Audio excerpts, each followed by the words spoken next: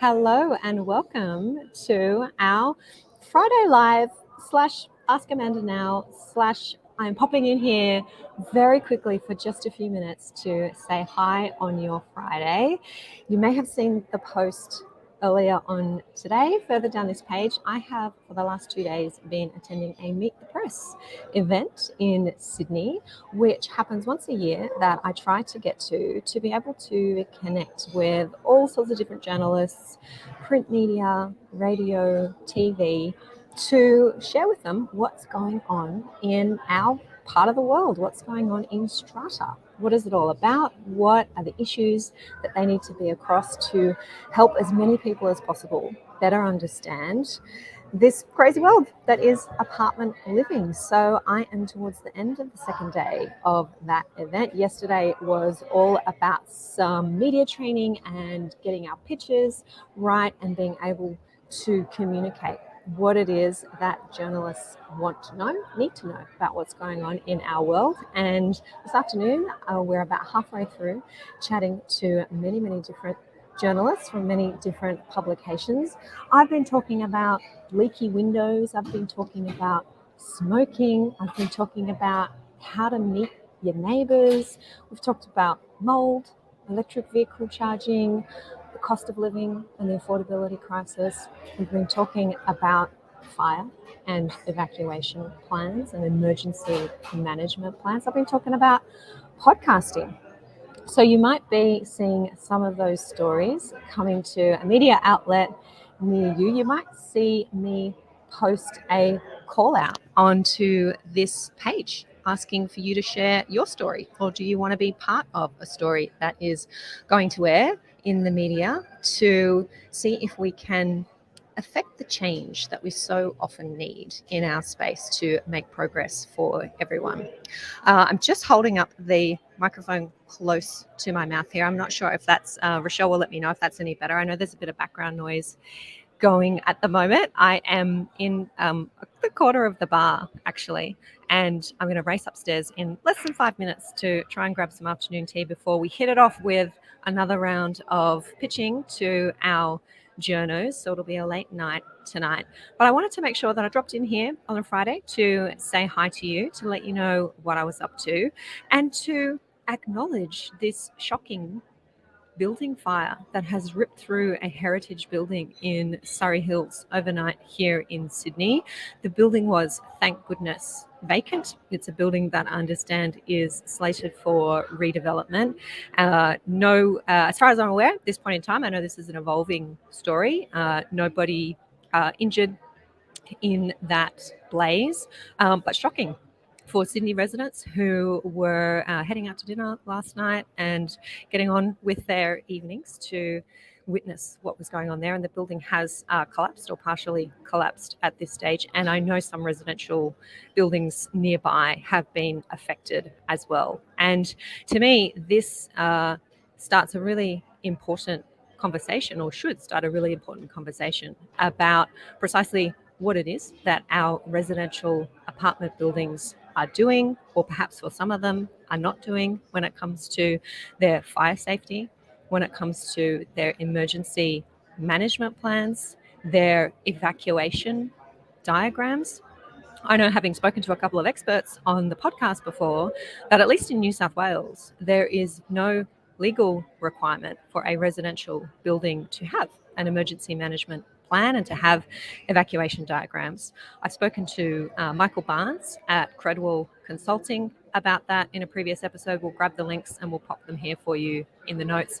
I've also spoken to Rob Broadhead at 2020 Fire about our fire regulations and the dramatic improvement in those over the past couple of years. But are we there yet? Are our buildings safe enough? And I am very aware that there are buildings out there that are under fire orders from local councils. There are buildings out there that perhaps should be under fire orders from local councils.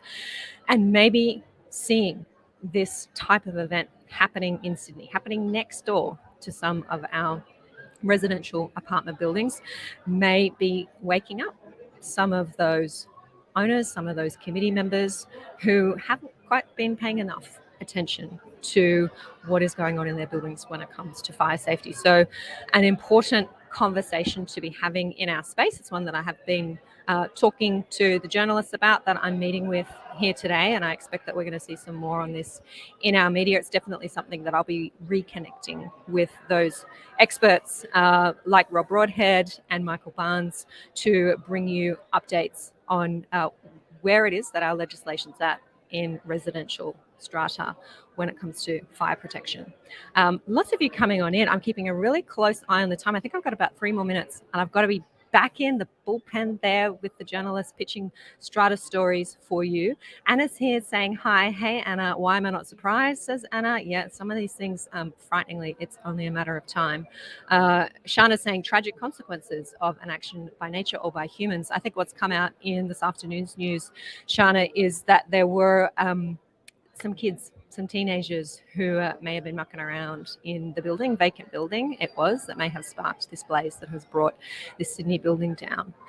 Henry is giving that update. Thank you, Henry. You're ahead of me. 2 13-year-old people are assisting police with their inquiries after handing themselves in. Yeah, that was the latest news. And yes, we've got some of our podcast episodes coming up here if you wanted to go and have a listen to what Michael Barnes, and I believe we'll have the podcast that's just been posted on your screen is with Rob Broadhead from 2020 Fire about the accreditation system we now have for our fire safety practitioners. So all of that going on in Sydney as I sit here at a Meet the Press event, just popping in to give you a quick update on that podcast episode this week. If you haven't caught it yet, it was all about access orders and how do owners corporations obtain access to lots in cases of emergency, and also, surprisingly for some of us, in cases that are not emergencies. What are the rights of access? If you haven't had a listen to that one, I've heard from some of you that it's a good one, that it has been very helpful for you to have that revisit